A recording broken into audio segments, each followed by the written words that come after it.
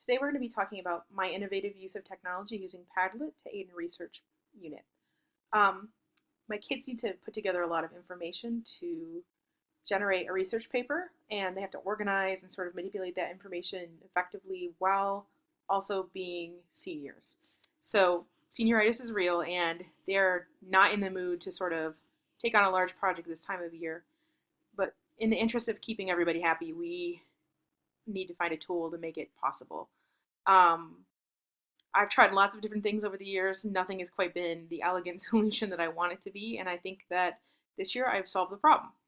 So before I had technology at all, we used index cards to track research papers, and the index cards were great until they got lost, and they would always get lost. And also, they just generated a lot of student excuses, which drove me nuts. Oh, I left it in my locker, I left it here, I left it there. You can't leave the internet anywhere, regardless of what students think, and it's hard to make excuses about it. So then I did get technology, and I did the most. I went hog wild, and we used all kinds of things that were just way overpowered. Evernote to keep notes, and Google Keep, and Trello to organize papers, and it just was too much. So we need something that's a little more simple and a little more sort of low key, less features, less complications, and easier to use on the systems that we're using it. So really what I need is a technology austerity program. I have no idea what austerity is, but it's supposed to be austerity. Good job, AP literature teacher. So what I sat down and did at first was I thought about what I needed from a tool for this project, and I think the first three entries are pretty self-explanatory. Everything probably needs to be flexible, reliable, and have a low learning curve. Um, the key here, I think, is the phone issue and my being able to lurk. My kids primarily do their homework on their phones because that's the computer access that they have, and if I don't use it, then I lose it. So it needs to be something that they can easily use on their phone because there are a lot of times tools that we've used have just not worked well across platforms. And the other thing is, I need to be able to just kind of sneak a peek at what they're doing so that we're not getting a week from graduation and finding that they've actually done none of the project and having awkward meetings with their parents. So I really got inspired to use this tool during the weblography phase of this project for class. Um, I saw Padlet when it was Well Wisher a few years ago at ISTE, and I kind of thought it was just another flash in the pan, gimmicky web application to get people to do God knows what. And I feel like over the years I've just used too many of those sort of things, and I'm not very trusting anymore. But Padlet has taught me to love again. Um, so what I did was what we always do. You watch some YouTube, see how other people are using it. And the thing that really sort of made me like it was the low access hurdle. People can start using a Padlet without even having an account. They just need a web address to one of the Padlets and have it be open. So my students just started by me posting a do now question and the web address, and started posting away, and it was great. Um, there are some links that I use. I'm really only going to show you one. And come on, boom. There we go. Miss Treichler's Wikispace on Padlets, which is a hilarious conundrum of what I'm talking about. I have it open over here. She really does a good job of giving an overview, which I'm not going to go through with you now because there's just not enough time. But she has a great one-pager about how to use it for students and staff if you want to use it with your staff. She has also a good collection of different ideas of how to use it. This one right here is particular is from the Padlet website, but she has others of her own, and she even made a Padlet about it.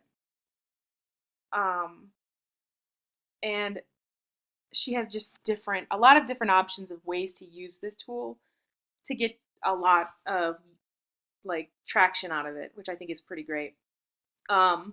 So if you do nothing else and you're interested in using Padlet, that's kind of where I would go with it. Um, so what I essentially did with this tool was kind of rework my unit because, what else are we doing on the weekend? We're automatons, aren't we? We're just reworking units all weekend. No, okay, maybe just me. Cool story. So I I used Padlet and I scaffolded it from its like most basic use of just allowing kids to answer questions with using the URL to them actually having their own accounts, um, making playbills, posting things there from other sites, and ultimately creating the outline and all the notes they need for their paper.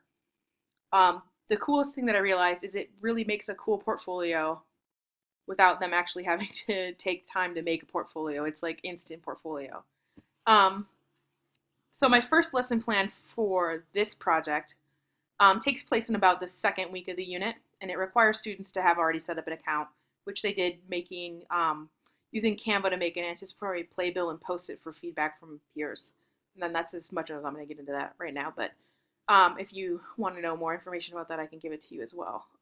So this assignment, the one that is happening during week 2, requires students to take digital reading notes and answer journal questions. So basically, it's their homework for the unit. So most of the students are reading digital versions of Hamlet. We have all of our novels this year are basically digital, online, found for free by Miss Henschel things for various reasons. And students have really kind of gotten behind learning how to annotate those things and take notes online. So some of them are pretty involved with Word, the Microsoft 360 application for their phone. Some of them like Google Docs, but that's just the top third of the class. Again, they're going to be my early adopters. After I introduced this, some of them immediately migrated over, but the vast majority of kids who had not really picked a favorite platform kind of migrated to this I would say a lot easier than they did to other things that I've tried. So the cool thing about this was it was ongoing in that every week they didn't have to turn in homework to me. I just went to their Padlet and they either did it or they didn't. And I told them when I was going to grade, like, on Friday evening to Saturday morning, I'm going to log in and look at your stuff. So make sure you have stuff posted. And everything's timestamped so I can see when they did it. So, or at least the date that they did it. Which is nice to be able to talk to them about if they're not kind of holding up their end of the bargain. So for the lurking aspects, this was perfect. It also helped do that instant portfolio thing because now they have all this great set of notes to sort of start building their annotated bibliographies, which are also going to be done on Padlet, and ultimately their outlines, which are the next lesson. So the capstone of this project is this research paper, and it's about a 15 to 20 page paper, which for most students is a lot, and they want to shut down when they hear about how big it is. But really, we need to empower them to break things down and be able to work out these kind of problems on their own. So what the students are doing is they're taking all the previous things that they've done on Padlet and using them to create an outline for this paper to make it more manageable for them, which I think is awesome because like I said, it's a great way for me to lurk. It's a great way for them to capture their thinking process and demonstrate it. And it's an instant portfolio. And so far, we're not all the way done with these papers right now, but we're getting pretty close to the end. It's been a great tool to show who is and who is not doing the work. And the bar is so low that to get into this technology that my principal has actually really been pumped about it and has had me deliver a PD on how to use this tool. And also has been bugging me for the go-to work samples that I have now because she knows she can walk into a meeting and put a Padlet up on the screen that looks nice and polished and has a bunch of student work on it. So we just look like much more polished, much more put together than maybe we are. The thing that I would say that I would that I liked most is I swear to you, this thing has saved me time. Just logging into our LMS takes so much time right now. I don't know what's, oh, I know what's happening. Park testing. The the broadband has been so taxed lately that it's just been so hard to get onto anything that it's been really nice that we have this sort of low entry, low resource, not flash or whatever intensive tool to sort of get us in and out and cleanly and quickly. Um, the thing that I noticed personally is like our student meetings, like when I have one-on-one meetings with the kids, like logging out from each kid to, from one kid to the next kid has been so much more elegant. And I swear it's shaved minutes off that process. So that's pretty exciting.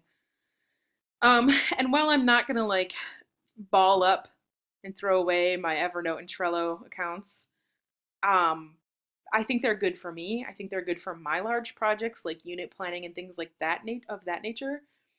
They might be Evernote might be a good tool for starting research projects, but honestly, they're they're too big. There are way too many options, way too many bells and whistles, and too easy for my kids to get lost in. So I think that for now, until I've come up with an even more ridiculous and large project for my kids to do, I'm going to stay with trying to use Padlet instead of these larger, sort of more industrial, more professional, and adult sort of tools.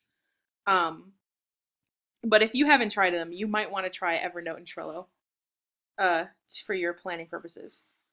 I'm going to make sure these links are on my website, the on my our class website, and then also if you want to know anything more about anything on here, here's my contact information. And just some last little tips for you guys. Obviously, the easiest way to get to know about any application of technology is watch some YouTube videos, share those videos with your kids. This is my number one problem that I don't do. Start small. Like literally just if you're going to use Padlet, I promise just doing a question and having them answer is pretty awesome. Creating a model for them of what you expect is great. And if you're not, one of the glorious things about Padlet was that I look like a much more awesome teacher than maybe I am because I just have hot and cold running work samples. So I just look like I know what I'm doing at all times. And then also the Sarah Henschel lesson of all times, don't get wild. Stop using way too many tools and try to clean up your situation so that it's much more manageable for you and your students. So I just want to go back to my contact information. I'm happy to talk to you guys if you want any of the things that I've done, and wish everybody luck. Have a great day.